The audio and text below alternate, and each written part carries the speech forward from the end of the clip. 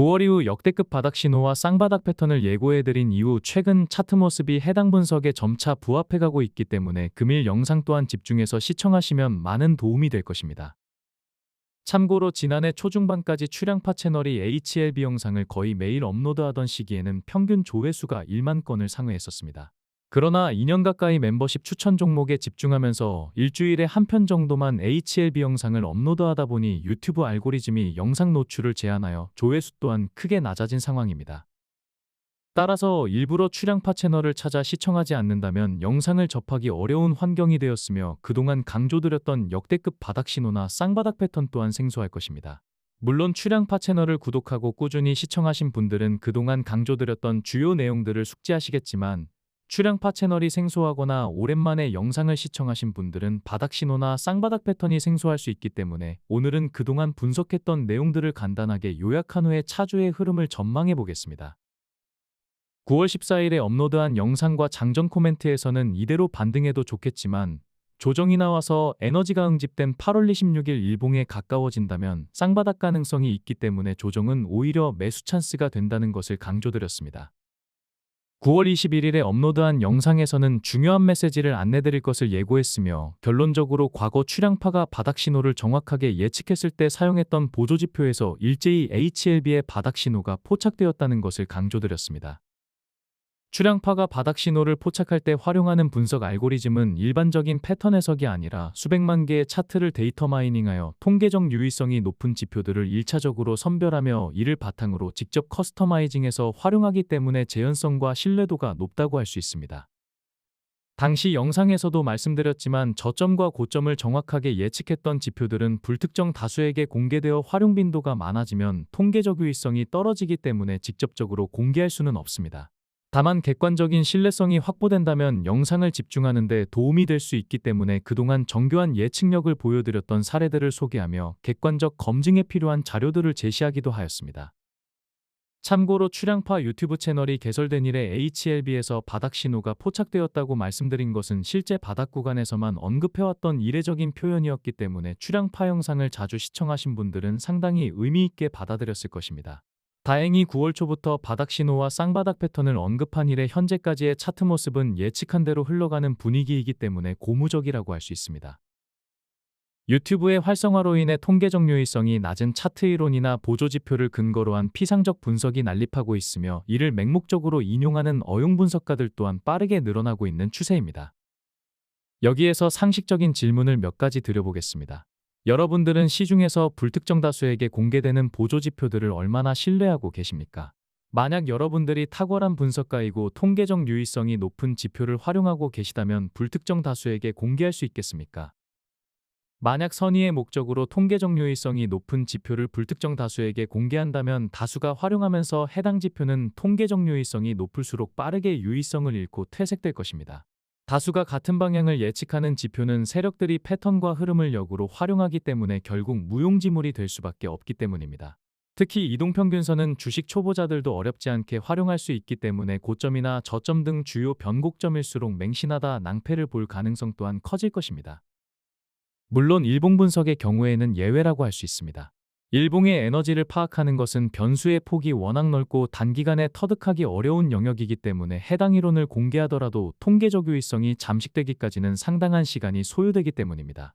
그러나 이동평균선이나 각종 보조지표처럼 누구나 손쉽게 접근할 수 있는 보조도구들은 다수가 동일한 방식으로 해석하게 되면 효용이 급격히 희석될 수 있기 때문에 불특정 다수에게 노출되는 빈도가 높을수록 해당 지표의 신뢰도와 실효성은 떨어질 수밖에 없을 것입니다. 이평선 이론을 언급하며 자주 강조드렸듯이 5일선이나 21선은 아주 중요한 지표이지만 단순하게 5일선이나 21선을 깼다고 악재로 해석하면 곤란할 것이며 이평선이 정배열됐다고 긍정적으로 보는 것 또한 줄이니 힘을 자처하는 것입니다. 이는 5일선이나 21선 등 단기 이평선이나 62평이나 122평 등 장기 이평선 또한 별반 다를 것이 없다는 것을 유념해야 할 것입니다. 출향파가 차트 분석을 하면서 이평선을 거의 언급하지 않는 이유이기도 합니다. 9월 28일에 업로드한 영상에서는 주가가 잠시 하락해서 쌍바닥을 그려준다면 더욱 강력한 상승파동을 기대할 수 있으며 두 가지 유형의 대표적인 쌍바닥 패턴을 소개해드리기도 하였습니다. 10월 13일에 업로드한 영상에서는 진행 중인 쌍바닥 패턴을 다시 한번 소개해드렸으며 동시에 8월 18일부터 시작된 박스권 흐름이 병행되고 있다는 것을 다시 한번 강조드렸습니다. 주가가 장기 횡보하며 에너지를 응집하게 되면 박스권을 벗어나는 시점에 응집된 에너지가 강하게 표출된다는 차트 이론을 강조드리기도 하였는데 여전히 유효하기 때문에 주시할 필요가 있을 것입니다. 참고로 9월 14일 업로드한 영상에서는 출량파 차트 이론과 업황 분석을 기반으로 하반기 가장 주목하는 섹터가 반도체라는 것을 다시 한번 강조드렸는데 아시다시피 9월과 10월에는 반도체가 가장 강력한 상승세를 뿜어내며 독주하는 모습을 보여주기도 하였습니다. 출량파가 주도 섹터를 언급한 것은 조방원과 전력기기 이후 10개월 만에 처음이기 때문에 나름의 의미와 상징성이 있다고 할 수 있으며 반도체 섹터는 2026년까지 주도주의 면모를 유지할 것으로 전망됩니다.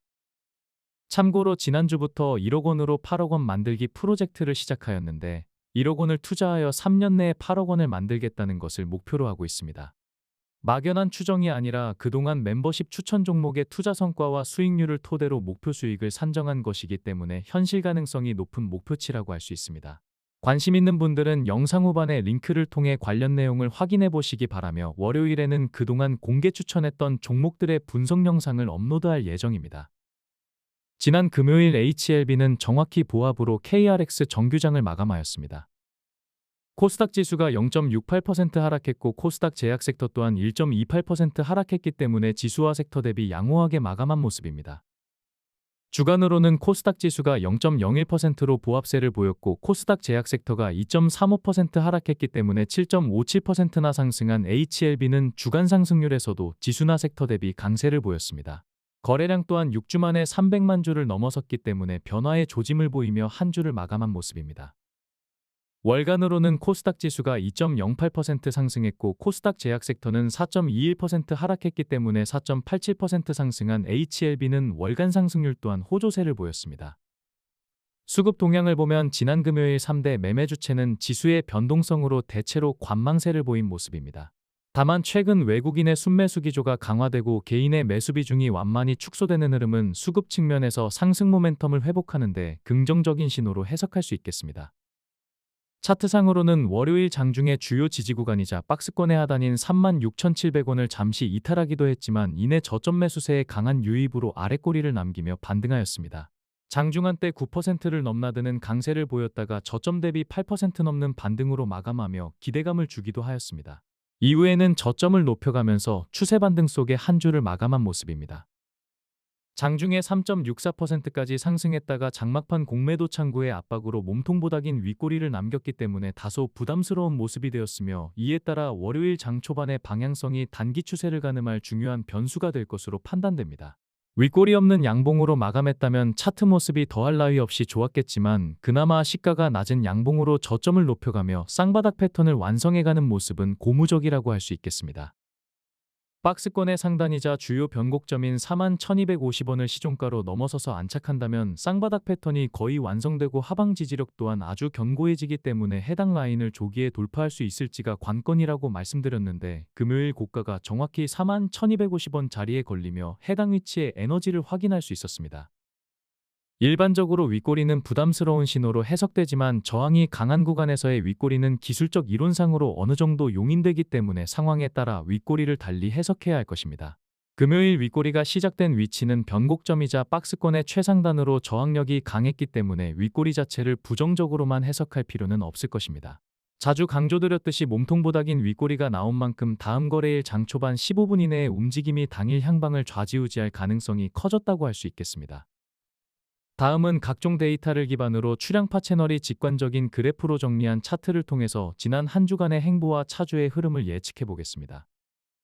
데이터는 숫자로 보는 것보다 직관적인 그래프로 보는 것이 훨씬 더 유용합니다. 출량파 채널이 자체 제작하였으며 어디에서도 볼 수 없는 유용한 자료들이 대거 포함되었기 때문에 많은 도움이 될 것입니다. 지난 한 주간 주요 거래원별 매매 현황을 보면 JP모건과 신한투자가 상환 추정 매수세를 보인 가운데 공매도 재개 이후 최대 순매도세를 보였던 모건스탠리와 함께 공매도 다량 보유자인 메릴린치와 골드만삭스는 공세를 강화하며 차별적인 행보를 보였습니다. 주가가 바닥권에서 반등 조짐을 보이는 가운데 공매도 창구별 매매 방향의 엇갈림이 지속된다면 이는 방향성을 두고 눈치 싸움을 벌이는 국면으로 전환될 가능성도 있을 것입니다. 주가가 추세 반등을 이어가고 주요 창구 중 일부가 매수세를 강화하게 된다면 본격적인 추세 전환과 쇼커버링으로 확산될 가능성을 배제할 수 없기 때문에 주의 깊게 지켜볼 필요가 있을 것입니다. 3월 31일 공매도 재개 이후로 확장해서 보면 개인 참여 비율이 높은 키움증권에서 최대 순매수세를 이어간 반면 모건스탠리가 여전히 최대 순매도세를 보인 모습입니다. 지난 금요일 공매도 비중이 축소된 가운데 한 주간 공매도 비중 또한 공매도 재개 이후 대비 감소한 모습입니다. 공매도 재개 이후 공매도 평단가는 47,818원으로 여전히 적지 않은 수익을 이어가고 있지만 주가 대비 괴리율이 15.77%로 줄어들며 수익률 또한 감소하고 있는 모습입니다. 지난주 HLB가 나름 선방했음에도 반도체와 2차전지가 압도적인 주목을 받으면서 HLB는 여전히 시장의 관심에서 멀어진 모습입니다. 만약 바닥 신호를 넘어 대세 상승의 초입이 맞다면 시장의 관심에서 다소 멀어진 것이 그리 나쁜 것은 아니기 때문에 우려할 필요는 없을 것입니다. 코스닥은 2차전지에 대거 수급이 몰리면서 에코프로비엠과 에코프로가 급등한 모습이며 이외 종목들은 대체로 약세를 보인 모습입니다. 2차전지가 급등한 이유는 글로벌 전기차 판매량이 급증하였으며 중국산 배터리의 미국 수출 제한으로 국내 배터리 업체들의 반사이익 기대감이 증폭되었기 때문입니다. 코스피는 일부 대형주들이 약진하면서 지수는 보합권을 유지했지만 미국 중소형은행 이슈로 선물 시장이 약세를 보이자 대체로 이에 커플링되며 상승분을 반납한 모습입니다. 다만 우리 시장이 끝나고 열린 미증시가 지방은행 우려를 일부 해소한 채 반등했기 때문에 시스템 리스크 우려로 확산되지 않는다면 월요일 우리 증시는 지난 금요일의 약세를 만회할 수 있을 것으로 전망됩니다. 이름만 대면 알만한 유력 분석가들이 9월 급락설을 제기한 이후 개인들은 코스피 200 지수를 2배수로 베팅하는 대표 ETF인 코덱스 레버리지를 역대급으로 순매도하고 있으며 기관이 개인의 물량을 받아간 모습입니다. 개인 투자자들은 지수의 호황에도 코스피 200 지수 하락에 베팅하는 일명 곧버스의 역대급으로 순매수하며 처참한 투자 성과를 이어가고 있는 모습입니다. 참고로 외국인들은 지수 추종 ETF를 투자하기에는 워낙 자금 규모가 크기 때문에 삼성전자 등 대형주 위주로 순매수하며 우리 증시 상승 가능성에 베팅하는 모습입니다. 개인 투자자들이 기관과 외국인의 포지션과 상반되었을 때는 언제나 개인 투자자들이 처참하게 패배했다는 시장 경험칙과 증시 격언을 참고할 필요가 있을 것입니다. 참고로 직전 거래일 미증시와 우리 증시 약세를 주도했던 미국 중소형은행 이슈는 크게 우려할 필요가 없을 것입니다. 주요 대형 은행들이 3분기 호실적을 기록하고 있으며 2023년 SVB 사태 이후 한층 강화된 대출 규제로 부실대출에 대한 노출이 크지 않다는 점에서 일부 지방은행의 부실대출 문제가 시스템 리스크로 번질 가능성은 극히 낮기 때문입니다. 이러한 이유로 조정을 보인다면 매수 기회로 활용해도 좋을 것입니다. M7 종목들은 아마존을 제외하고 일제히 반등이 나와주었으며 S&P 500과 나스닥은 장 초반 약세를 딛고 반등에 성공한 모습입니다. 주간으로 보면 최근 호조세를 보였던 코스피가 3.83% 상승으로 여전히 강력한 상승 모멘텀을 보여주며 글로벌 주요 증시 대비 선방한 모습입니다. 단기에 급등했기 때문에 언제든 조정을 보일 때도 있겠지만 장기 상승 국면을 유지할 가능성이 높기 때문에 간헐적 조정 파동을 두려워하기보다는 적절한 변곡점마다 매수 찬스로 활용하는 전략이 필요할 것입니다. 글로벌 증시의 동향을 보면 2025년 들어 코스피가 56.15% 급등으로 최대 상승률을 기록하고 있으며 코스닥은 26.59% 상승으로 2위권을 노리고 있는 모습입니다. 지난해 말부터 우리 증시의 상대적인 강세를 예측해드리며 자산 배분을 주식 투자에 집중할 것을 꾸준히 권고해드렸는데 지수와 주가는 강력한 상승세로 화답해주고 있는 모습입니다. 현명한 투자자라면 지수나 주가가 상승한 뒤에 사후적으로 해석하는 분석가의 말에 휘둘리기보다는 시장의 동향을 선제적으로 파악해서 주도주를 제시할 수 있는 분석가의 통찰력과 선견지명에 주목해야 할 것입니다. 혼자 대응하시기 어렵다면 압도적인 수익률을 보이고 있는 출양파 멤버십은 좋은 선택지가 될 것입니다. 2024년 처참한 수준의 소외를 당했던 우리 증시는 2025년부터 반등하기 시작하여 현재는 코스피가 중상위권을 노크하는 등 환골탈태에 가까운 변화의 조짐을 보이고 있습니다. 코스닥이 코스피 대비 다소 약세를 보이고 있는 가운데 대주주 양도세가 현행대로 50억 원이 유지되며 양도세 우려가 일부 해소된 모습이지만 11월 전후로 일부 대주주 양도세 회피 물량이 출회될 가능성은 여전히 리스크로 존재합니다. 다만 이러한 이유로 조정을 받는다면 매력적인 매수 찬스로 활용해도 좋을 것입니다. 외국인 보유 비중은 21.14%로 지난주 대비 눈에 띄게 증가한 모습입니다. 오늘은 3대 매매 주체의 2020년 이후 누적 순매수 그래프를 새롭게 준비해 보았습니다. 단순히 숫자로 수급을 파악하는 것보다 투자 주체들의 장기적 포지션 변화를 그래프로 확인하게 되면 전략적 경향을 쉽게 파악하실 수 있을 것입니다. 2020년 이후 외국인은 추세적으로 매수세를 늘려오다가 2024년부터 소강 상태를 보였지만 매도 규모가 크지 않았다는 것을 알 수 있으며 8월 이후로는 매수세로 전환하고 있다는 것을 알 수 있습니다. 기관은 매매 규모가 크지 않기 때문에 참고사항으로만 파악하시는 게 좋을 것입니다. 개인은 2020년부터 2023년까지 관망세를 보였다가 올해 3월까지 급격한 매도세를 보였으며 이후 가파르게 매수 규모를 확대해왔다는 것을 알 수 있습니다. 다만 최근에는 매수 규모가 주춤하고 있다는 것 또한 파악하실 수 있겠습니다. 지난 한 주간 외국인의 수급 동향을 보면 코스피 현물 시장에서는 4,400억 원을 순매수하였으며 선물 시장에서는 1,400억 원을 순매도하며 여전히 순매수 기조를 유지한 모습입니다. 코스피 현물 시장의 주간 동향을 보면 개인이 압도적인 매도세를 보였으며 외국인이 1조 8천억을 순매수하며 대부분 받아주었고 기관이 이에 동조한 모습입니다. 최근 한 달간 외국인과 개인의 수급 동향은 역대급으로 어긋나고 있는데 코스피 현물 시장에서 외국인은 8조 8천억 원을 순매수한 반면 개인은 9조 2천억 원을 순매도하며 정반대의 포지션을 취하고 있다는 것을 알 수 있습니다. 한 주간 코스피에서 기관과 외국인은 삼성전자와 LG에너지솔루션 순으로 동시 순매수세를 보여주었으며 한화에어로스페이스와 카카오 순으로 동시 순매도를 보였습니다. 한 주간 코스닥에서 기관과 외국인은 에코프로비엠과 테크윙 순으로 동시 순매수하였으며 오랜만에 HLB도 동시 순매수 순위에 이름을 올린 모습입니다. 반면 리가켄바이오와 JYP 순으로 동시 순매도세를 보였습니다. 2차 CRL 이후 그룹주의 동향을 비교해보면 HLB제넥스와 이노베이션과 HLB 순으로 나름 선방해 주었습니다. 한 주간의 동향은 HLB와 HLB제약과 HLB생명과학 등 리캄 병행요법과 관련 있는 그룹주들이 반등을 주도한 모습입니다. 지수가 고공행진하며 HLB 투자자들의 상대적인 박탈감이 깊어지고 있는 상황이지만 쌍바닥 패턴 등 두 가지 반등 유형이 혼재되며 지난주에는 HLB 그룹주 또한 나름 긍정적인 상황을 연출했다고 해석할 수 있겠습니다. 한 주간 HLB의 신규 대차 물량은 992억 원이며 대차 상환 물량은 1277억 원입니다. 최근 한 달간 HLB의 신규 대차 물량은 4,918억 원이며 대차 상환 물량은 4,588억 원으로 집계되었습니다. 대차 잔고는 5,364억 원을 기록하였으며 큰 폭으로 줄어든 이후 횡보세를 이어가는 모습입니다. 10월 14일 기준 공매도 잔고는 지난주 대비 소폭 증가하며 554만 주를 기록하였습니다. 다음은 멤버십 추천 종목의 2025년 투자 성과와 수익률입니다.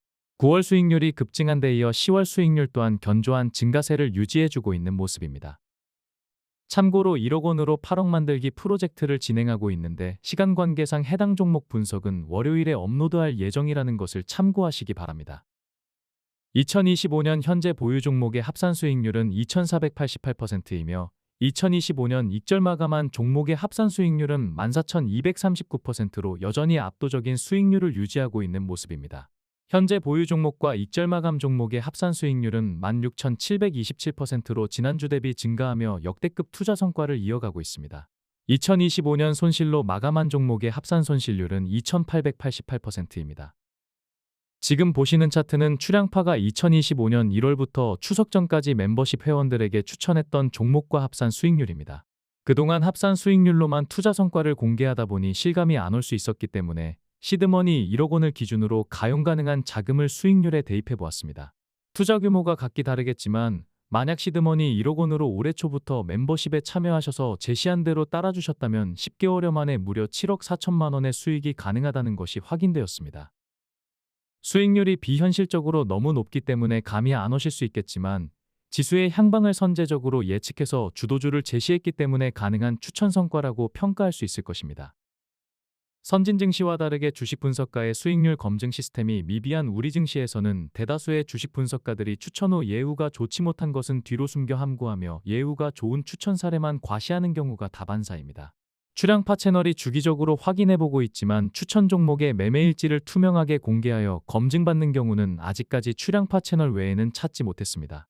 혹시라도 이러한 분석가가 있다면 댓글로 알려주시기 바랍니다. 출향파 채널은 추천 당일의 영상과 매매일지를 하루도 빠짐없이 공개하며 정직하고 투명하게 멤버십을 운영하고 있다는 것을 참고하시면 좋을 것입니다. 멤버십에 참여하셔서 제시한 대로만 잘 따라주신다면 지금 보셨던 수익률은 여러분의 투자 성과가 될 수 있을 것입니다. 출향파 멤버십에 참여하시면 HLB 장기 대응과 단기 대응은 물론이며 출향파 최선 호주를 추천받으실 수 있습니다. 가장 많이 이용하는 유튜브 멤버십에 가입하시려면 구독을 하시고 구독 버튼 옆에 가입 버튼을 누르시면 멤버십 회원에 즉시 참여하실 수 있겠습니다.